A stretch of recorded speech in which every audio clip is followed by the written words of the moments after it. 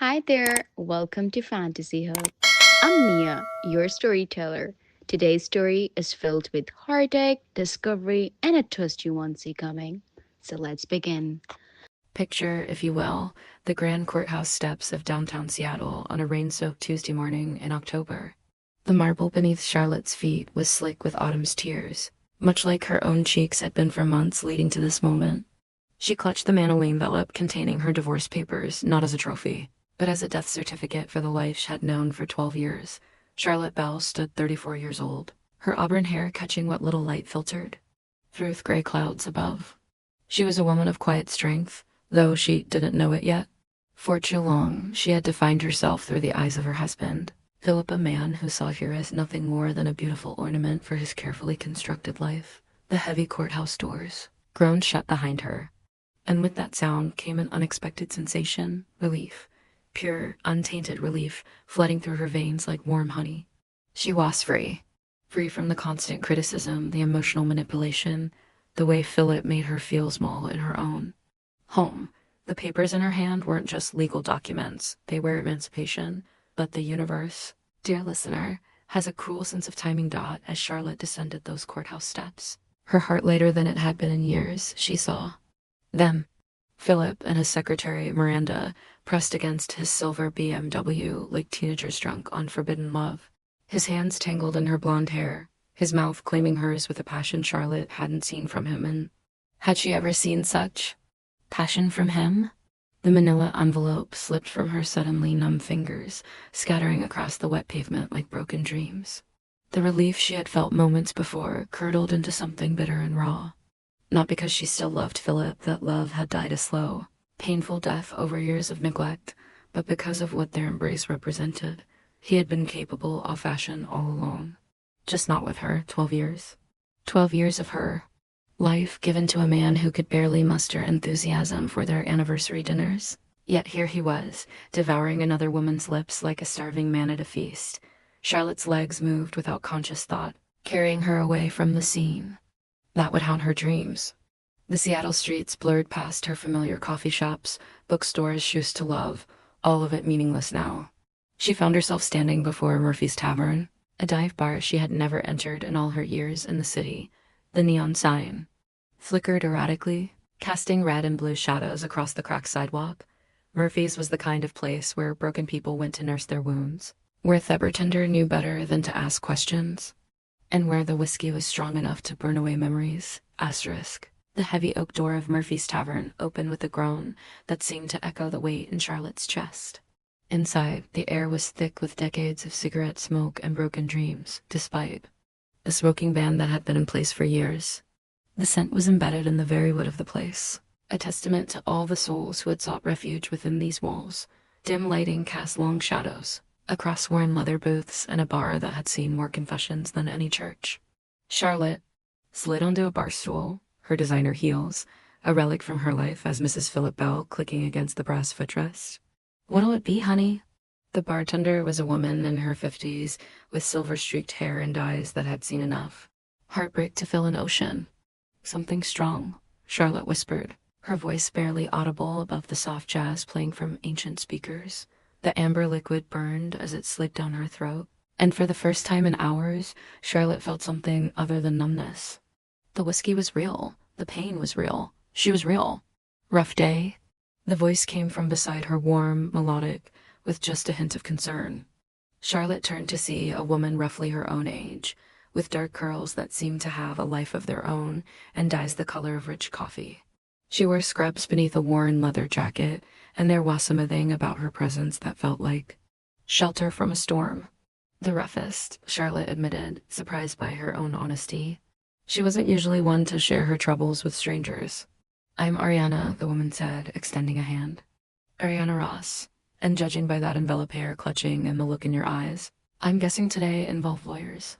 Charlotte glanced down, realizing she had unconsciously gathered the scattered divorce papers and was holding them against her chest like armor. "Charlotte Bell, and you're very perceptive." "Occupational hazard," Ariana smiled, and Charlotte noticed how the expression transformed her entire face. "I'm a midwife. I spend my days reading people's pain and helping them through the hardest moments of their lives." There was something about Ariana that felt safe. Maybe it was the way she didn't push foretails, or the gentle understanding in her eyes. Or perhaps it was simply that Charlotte had reached the point where she desperately needed anyone to see her as more than the discarded wife she felt like. So Ariana continued, signaling the bartender for another round. Are we drinking? To celebrate or to mourn? Charlotte considered the question as the bartender refilled their glasses. I honestly don't know anymore. I thought I was celebrating, but then she gestured vaguely toward the door, toward the courthouse, toward the image of Philip and Miranda that was burned into her retinas. Life has a way of complicating our emotions, Ariana said softly. Birth, death, divorce, they're real transitions. And transitions are messy, complicated things. You can feel relief and heartbreak at the same time, joy and grief, freedom and terror. The wisdom in those words hit Charlotte like a physical blow. Here was someone who understood the complexity of human emotion, who didn't expect her to fit her feelings into neat little boxes. They talked until the bar began to fill with the after-work crowd. Ariana told her about her work at Seattle General, about the miracle of new life and the fierce strength of the women she helped. Charlotte found herself sharing stories she hadn't told anyone about the slow death of her marriage, about feeling invisible in her own life, about dreams she had abandoned so completely she had forgotten they were dreams at all. What did you want to be? Ariana asked as they moved to a quieter booth in the back. Before marriage, before all of this, what made your heart sing? Charlotte stared into her whiskey glass, watching the light refract through the amber liquid. A writer, she admitted. I wanted to write novels. Stories about women who went on grand adventures, who fell in love with mysterious strangers, who changed the world. She laughed bitterly. Instead, I became the perfect corporate wife. I organized charity galas and dinner parties. I made sure Philip's shirts were pressed and his colleagues were charmed. I disappeared so completely into being Mrs. Bell that I forgot Charlotte even existed. She still exists, Ariana said firmly. She's sitting right here, drinking whiskey in a dive bar and telling her story to a stranger. That's pretty adventurous, if you ask me. For the first time in months, Charlotte smiled, really smiled. 3 weeks passed before Charlotte truly understood the depths of Philip's betrayal. She had been staying at a budget hotel downtown, living off room service and the small amount of cash had in her personal account. The divorce settlement was supposed to include half of their assets, but Philip's lawyer kept stalling, claiming they needed more time to assess the couple's financial situation. Charlotte should have known something was wrong when Philip agreed to the divorce so easily. 12 years of marriage, and he had barely fought for anything, not the house, not the furniture, not even the dog they had rescued together 5 years ago. He had been almost eager to sign the papers, his signature flourishing across the documents with suspicious enthusiasm. The truth came on a gray November morning when Charlotte met with her attorney, Margaret Stevens, a sharp-eyed woman in her 60s who had been handling divorce cases since before Charlotte was born. I'm afraid I have some disturbing news, Margaret said, her usually confident voice heavy with concern. She slid a stack of documents across her mahogany desk. We've completed the financial assessment, and I'm afraid the situation is far worse than we anticipated. Charlotte's hands trembled as she picked up the papers. Bank statements, credit reports, investment portfolios. All of it painted a picture of financial devastation that made her stomach clench with dread. The house is gone, Margaret continued gently. Philip took out a second mortgage 6 months ago and gambled the money away. The retirement accounts have been liquidated. Your savings, everything, it's all been fed into his gambling addiction. The words hit Charlotte like physical blows. Gambling addiction. Philip doesn't gamble. Have thinks casinos are beneath him. All mine. Poker, mostly. Some sports betting.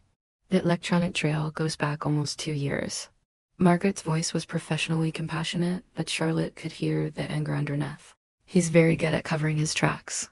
If his company hadn't frozen his account spending an internal investigation for embezzlement, we might never have discovered the extent of it. Charlotte stared at the numbers on the page, but they might as well have been written in a foreign language. Hundreds of thousands of dollars simply gone.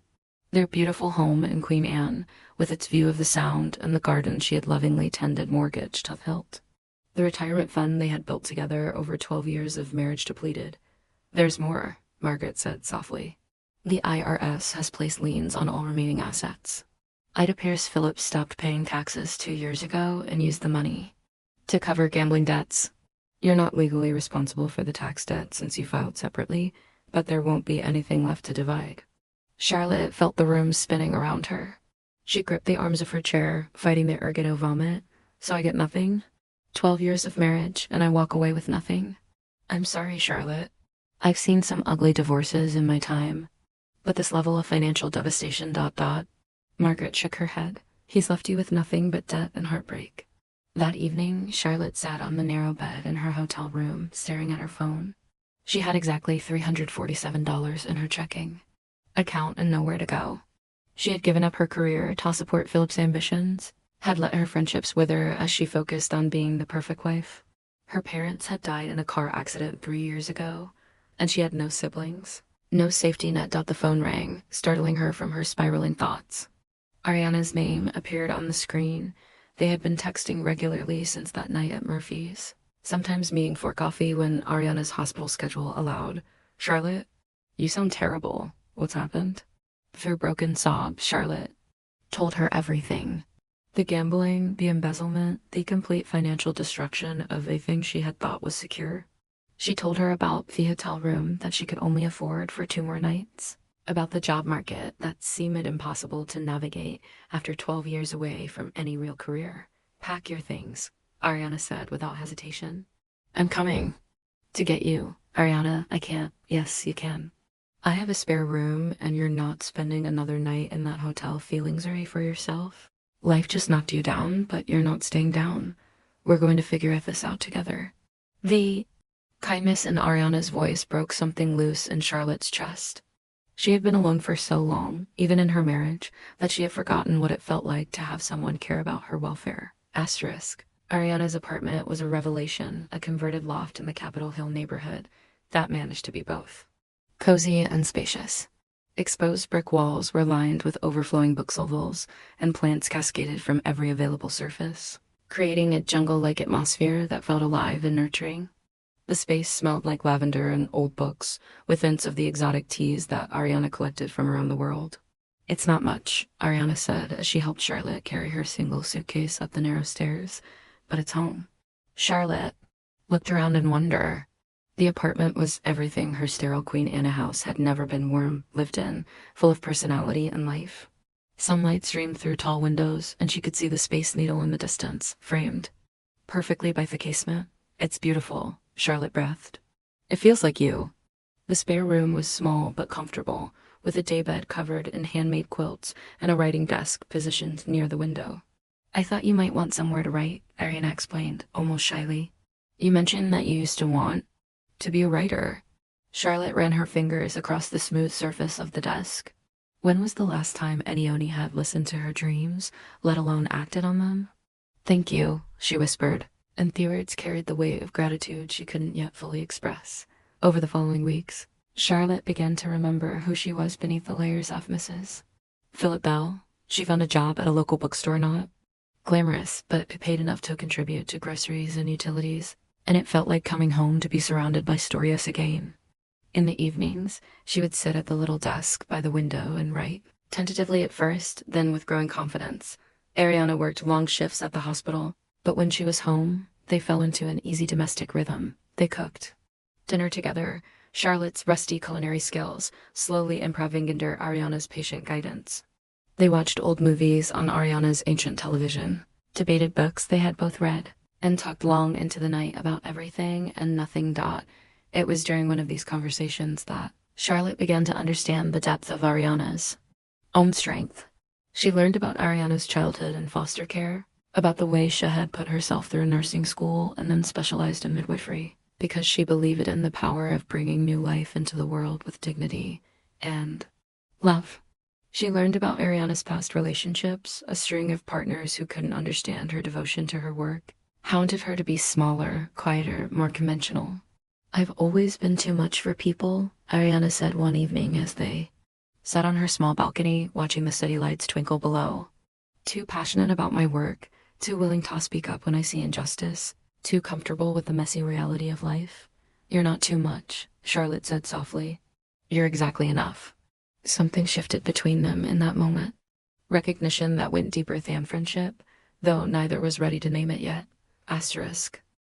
It was a cold February evening when Ariana came home from the hospital with shadows in her eyes and tension in every line of her body. Charlotte looked up from her laptop, where she had been working on a short story about a woman who discovered she could fly after her divorce and immediately knew something was wrong. What happened? Charlotte asked, rising from the couch. Ariana paced to the kitchen, her hands shaking as she poured herself a glass of wine. We had a woman come in tonight, Lisa Morrison, 23, pregnant with her first child. She should have been excited, glowing, talking about baby names and nursery colors. Charlotte waited, knowing that Ariana needed to work through whatever had happened in her own time. Instead, she was terrified, Ariana continued. Kept asking if we were sure the baby was healthy, if there were any signs that God was angry with her. She had these bruises on her arms, old ones that were yellowing, and new ones that were still purple. When I asked about them, she said she had been clumsy, that she was still learning to be the woman God wanted her to be. Charlotte felt ice forming in her stomach, domestic violence. Worse, Ariana said, taking a large gulp of wine. I've seen abuse cases before, and I know how to help those women. This was different. She kept talking about her family, not her husband, but this group she belongs to. The True Path Ministry. They live in a compound outside the city, and from what she said, it sounds like a cult. The name sent a chill down Charlotte's spine. She had heard whispers about the True Path Ministry in the bookstore customers, occasionally mentioned friends or family members who had joined and then disappeared from their lives entirely. She's not the first, Ariana continued, settling heavily into the armchair across from Charlotte. Over the past 6 months, I've seen 3 other women from the same group. All young, all pregnant, all terrified. They're not getting proper prenatal care because the group believes medical intervention shows a lack of faith.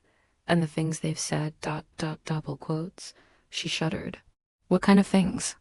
They talk about purification rituals, about women needing to be broken down before they can build up in God's image. They're isolated from their families, from the outside world.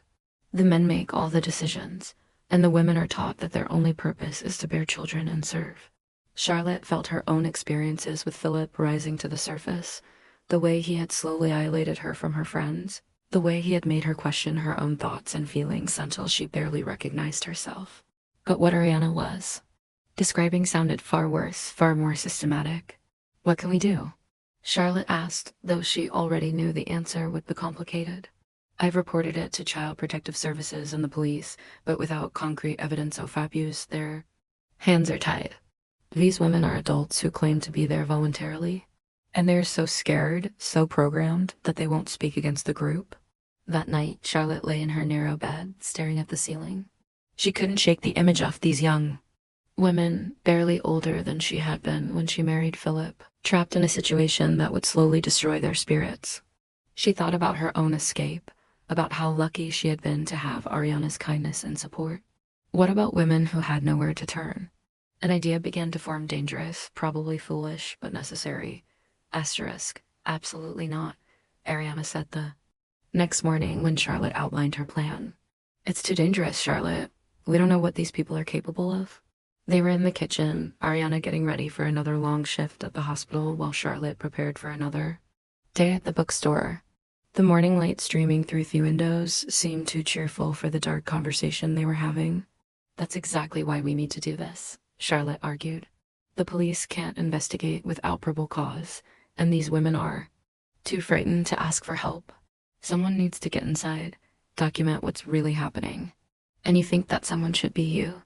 Charlotte, you've been through enough trauma. You don't need to put yourself in danger to save other people. Charlotte set down her coffee mug with more force than necessary. Maybe that's exactly why I need to do this. I know what it feels like. To lose yourself, to become so small and scared that you forget you ever had choices. If I can help even one woman realize she has options. Ariana studied Charlotte's face, and Charlotte could see the moment when her friend realized she was serious. Tell me again what you're thinking. Charlotte had spent most of the night researching the True Path Ministry online. Their website too is polished and professional, full of stock photos of happy families and testimonials about finding peace through surrender to God's will. But between the lines, she could read the signs, the emphasis on female submission, the isolation from outside influences, the requirement that all possessions be surrendered to the community. They hold recruitment meetings every Sunday at a community center downtown, Charlotte explained. They specifically target women who are going through difficult transitions, divorce, job loss, death in the family. Women who are vulnerable and looking for answers. So you want to show up as a recently divorced woman looking for spiritual guidance? Ariana said slowly. And then what? Just walk around asking if anyone wants to escape? I want to get close enough to document what's really happening. Hidden camera, audio recordings, evidence that can actually help these women. Ariana was quiet for a long moment, staring into her coffee cup as if it might hold answers. This is insane, she finally said. If they figure out what you're doing, they won't, Charlotte said with more confidence than she felt. I've been playing roles my entire adult life. I know how to be the perfect wife, the charming hostess, the woman who never makes waves. I can be whoever they need me to be. That's what worries me, Ariana said softly. You're just starting to find yourself again. What if you get lost in another role? The concern in Ariana's voice made something warm unfurl in Charlotte's chest. When was the last time someone had worried about her well-being, not because of what she could do for them, but simply because they cared about her as a person? Then, you'll be here to remind me who I really am, Charlotte said. Won't you? 2 weeks later, Charlotte found herself driving down a dusty road 30 miles outside Seattle, her hands gripping the steering wheel so tightly her knuckles had turned white. The recruitment meeting had gone exactly as she had predicted. She had played the part of the lost, recently divorced woman seeking spiritual guidance, and they had welcomed her with open arms and sympathetic smiles. Brother David, the group's charismatic leader, was a man in his 40s with silver-touched high-rimmed eyes that seemed to see straight through to her soul. He spoke about the corruption of the modern world, about how women had been led astray by feminist lies that made them think they could be complete without surrendering to divine masculine authority. Charlotte had nodded at all the right moments, shared carefully edited details about her divorce, and expressed her desire to find peace through service to God.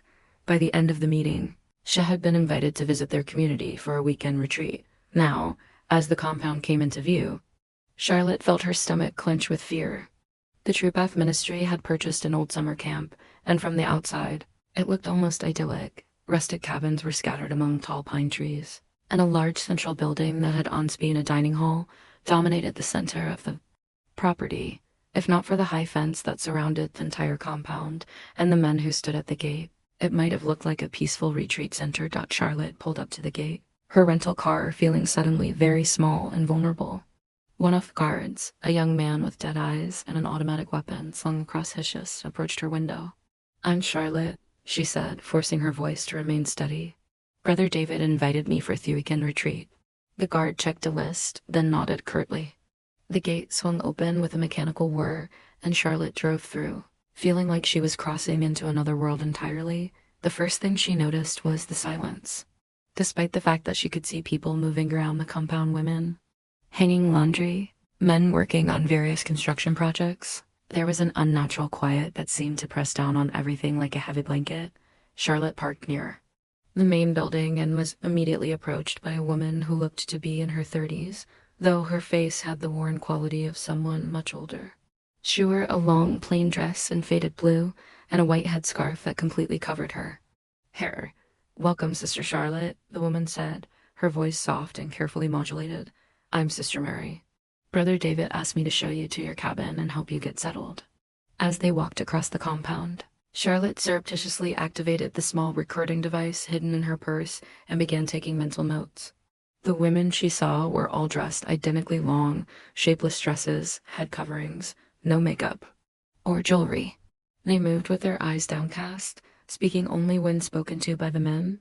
The men, by contrast, wore regular clothes and carried themselves with an authority that seemed almost aggressive.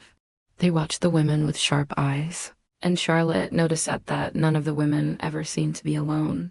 There was always a man nearby, watching, listening.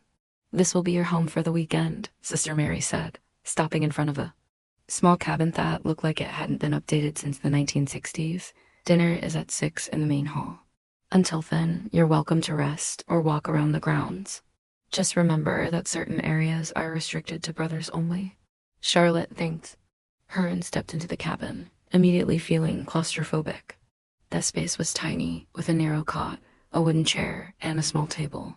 There were no electronics, no books, no decorations of any kind. A single window looked out onto the compound, but Charlotte noticed that it had been painted over, allowing light in but preventing anyone from seeing out clearly. She sat on the edge of the cot and tried to calm her racing heart. She was here. She was inside, and now she needed to gather evidence without arousing suspicion.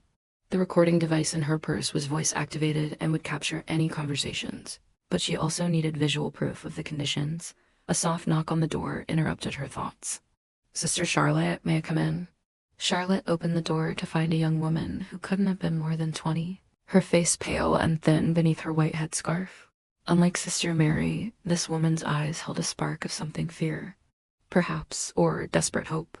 "I'm Sister Ruth," the woman said, glancing around nervously before stepping into the cabin. "You wanted to welcome you and see if you had any questions about our community." There was something in the way she said it that made Charlotte pay closer attention. Sister Ruth was trying to tell her something, but she was clearly terrified of being overheard. "Thank you," Charlotte said carefully. "This is all very new to me. I'm not sure what to expect." Sister Ruth closed the door behind her and moved closer, speaking in barely a whisper.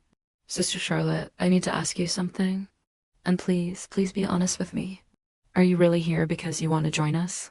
The desperation in the young woman's voice made Charlotte's heart ache. Here was one of the women she had come to help, reaching out despite the obvious danger. Charlotte made a split-second decision. That would change everything. "No," she whispered back. "I'm here because I'm worried about women like you. Are you safe? Do you want to leave?" Sister Ruth's eyes filled with tears, and she pressed her hand to her mouth to stifle a sob. "I've been here for 2 years," she whispered. "They took my baby. They said I wasn't pure enough to raise him, and they gave him to one of the married couples. I only get to see him during group gatherings, and even then, I can't hold him or talk to him." Charlotte felt rage building in her chest, hot and pure. "We're going to get you out of here," she whispered. "I promise you, we're going to get you out." That night at dinner, Charlotte sat in the main hall surrounded by nearly 200 people, a leading in near-complete silence. The meal was simple bread, vegetables, a thin soup that tasted like nothing, and everyone ate quickly and efficiently, as if food were merely fuel rather than something to be enjoyed. Brother David sat at the head table with several other men, all of them eating better food than what was served to the general population. He watched over the gathering with sharp eyes, and Charlotte noticed that he seemed to pay particular attention to the interactions between the women thought after dinner. There was a prayer service that lasted nearly 2 hours. Brother David preached about the dangers of the outside world, about how women who had been corrupted by modern society needed to be broken down and rebuilt in God's image.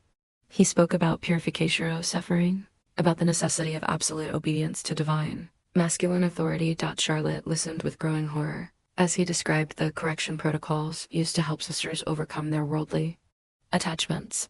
He spoke about isolation, about fasting, about physical discipline administered with love and divine guidance. When the service finally ended, the crowd dispersed quickly and quietly.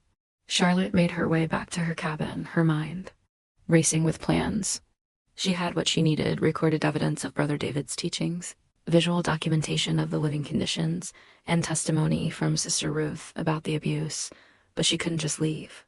There were women here who needed help, and she was probably their only connection to the outside world. Sister Ruth appeared at her door again after lights out, moving like a ghost through the darkness.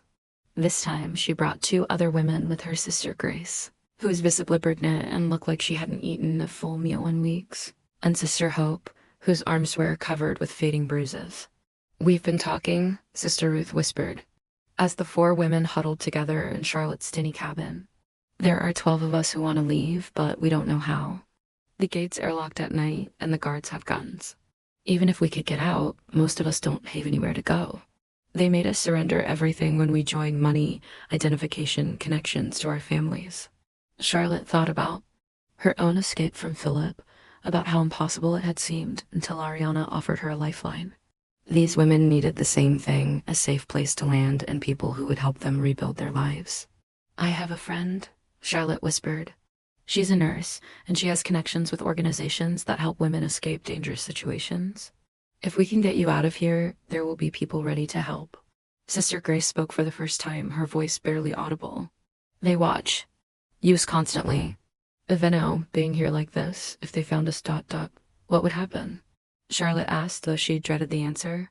Purification protocols, Sister Hope said, pulling her sleeves down to cover her bruises. Isolation, fasting, physical correction. They say it's for our own good, to help us overcome our worldly desires, but she couldn't finish the sentence. Charlotte felt that familiar rage building in her chest again. These women were prisoners pure and simple, held captive by a combination of physical intimidation and psychological inertia that made them too terrified to seek help. Tomorrow is Sunday, she said. That means there will be a service for visitors, right? People from outside the community? Sister Ruth nodded. Brother David likes to show off the community to potential recruits. Always make sure everything looks perfect when outsiders are here. Good, Charlotte said, her mind working furiously. That gives us an opportunity. How many guards are there usually during visitor services? Fewer than normal, Sister Grace said. Most of the brothers participate in the service to make you a good impression. Charlotte pulled out her phone, grateful that she had been allowed to. Keep it for emergency contact with the outside world. She quickly typed a text message to Ariana, using a code they had agreed on beforehand. Package ready for pickup tomorrow afternoon. We'll need large vehicle and several friends to help move. Everything. Ariana's response came back within minutes. Understood. Cavalry en route. Charlotte turned back to the three women. Tomorrow, during the visitor service, we're going to get you out of here. All of you. Can you quietly spread the word to the others who want to leave? How? Sister Ruth asked. Even if we could get to the gate, the guards, leave that to me, Charlotte said with more confidence than she felt. Just make sure everyone who wants to leave is ready to move when I give the signal. Sunday morning dawned gray and cold, with the threat of rain hanging heavy in the air. Charlotte dressed carefully in the plain clothes she had brought, trying to look like a woman genuinely considering joining the community while mentally preparing for what was to come. The visitor service was held in the main hall, and as Sister Ruth had predicted, it was quite a show. Brother David was at his most charismatic, speaking eloquently about the peace and purpose that could be found through surrender to divine will. The community members who participated in the service looked healthy and happy, a far cry from the fearful, malnourished women Charlotte had met in private. She noticed that several of the women she had spoken with were not present for the service. When she quietly asked Sister Mary about their absence, she was told they were in private reflection for various spiritual infractions. During a break in the service, Charlotte excused herself to use the restroom and instead slipped outside to check her phone. 2 missed calls from Ariana and a text message that made her heart race with relief and terror in equal measure. Team assembled. Local sheriff's department involved based on your recordings. We'll coordinate extraction at 2 p.m. Be ready. Charlotte looked around the compound with new eyes. In less than 4 hours, this place would either be a crime scene under investigation or she would be dead. There was no middle ground. She made her way back to the service, but not before stopping by several of the restricted A-bins. Through windows and cracked doors, she caught glimpses of the women who were being purified, locked in tiny spaces, some of them clearly ill from fasting, others bearing fresh marks from their correction. Charlotte activated her recording device and documented everything she could, knowing that this evidence would be crucial for the investigation to come. But more importantly, she counted heads. There were not 12 women who wanted to leave. There were at least 20, possible more. The math was terrifying. 20 women against an unknown number of armed men in an isolated compound miles from help. Even with law enforcement on the way, so many things could go wrong. As the service resumed, Charlotte noticed Brother David watching her with sharper attention than before. Had she been away too long? Had someone seen her snooping around the restricted areas? Sister Charlotte, he said during a break in his sermon, his voice carrying across the entire hall. Would you care to share your thoughts about what you've seen here? How has your visit affected your spiritual journey? Every eye in the room turned to Charlotte, and she felt the weight of expectation and suspicion pressing down on her. This was a test, she realized. He suspected something. Charlotte rose gracefully, channeling every lesson and performance that 12 years of Maria Jado Philip had taught her. Brother David, I am humbled by the devotion I've witnessed here. Thiwe these Sisters have surrendered their worldly desires in service to a higher purpose. It makes me question everything I thought I knew about fulfillment and happiness. She paused, letting her voice catch slightly as if overcome with emotion. I came here broken, angry at the world that had failed me. But seeing the peace in these sisters' faces, the way they move through their daily tasks with such grace and purpose, I understand now why you speak of purification through surrender. Brother David's eyes glittered with satisfaction, and Charlotte could see him preening at what had perceived as another successful conversion. And what of your worldly attachments, Sister Charlotte? Are you prepared to release them in service to the divine plan? This was it, the moment of truth. Charlotte could feel Sister Ruth's eyes on her from across their room, could sense the desperate hope of all the women who were counting on her to be their love line to freedom. I believe I am ready to take the next step, Charlotte said, her voice steady despite the terror coursing through her veins. But I confess, Brother David, I struggle with doubt. The outside world has taught me to question, to resist authority. Perhaps I need to experience the purification you speak of, to truly understand the peace that comes through surrender. Brother David smiled, and Charlotte saw the predator beneath the spiritual facade. Sister Charlotte speaks wisdom beyond her years in faith, he announced to the gathering. She recognizes the poison of worldly thinking that clouds her spiritual vision. Perhaps a period of reflection and purification would indeed serve her well. Charlotte felt the trap closing around her, but she maintained her expression of humble gratitude. She had just volunteered herself for the same treatment that had left other women bruised, starving, and broken. But she had also bought herself time and access to the women Woe needed help most. As the service concluded, and the visitors began to leave, Charlotte caught sight of a familiar face among the departing crowd. Ariana, dressed conservatively and carrying a Bible, gave her the slightest of nods before disappearing out the main door. Help was coming. Asterisk. The purification cabin was smaller than Charlotte's original quarters, with no window and a door that locked from the outside. Sister Mary escorted her there as the afternoon shadows lengthened, her face a mask of professional sympathy. You'll find that solitude brings clarity, Sister Mary said as she prepared to close the door. Brother David will visit you this evening to guide your reflection. The moment the lock clicked into place, Charlotte felt panic threatening to overwhelm her. She was trapped, truly trapped, in a space barely larger than a closet. But she forced herself to breathe, to think, to remember that this was part of the plan. She checked her phone, no signal, which she had expected. But according to her watch, it was nearly 2 p.m. Ariana and the sheriff's department should be approaching the compound now. As if summoned by her thoughts, she heard the sound of vehicles approaching, more vehicles than would normally visit the compound. Through the thin walls of the cabin, she could hear shouting, confusion, the sound of running feet. Then gunshots. Charlotte pressed herself against the wall, her heart hammering so loudly she was sure it would give away her location.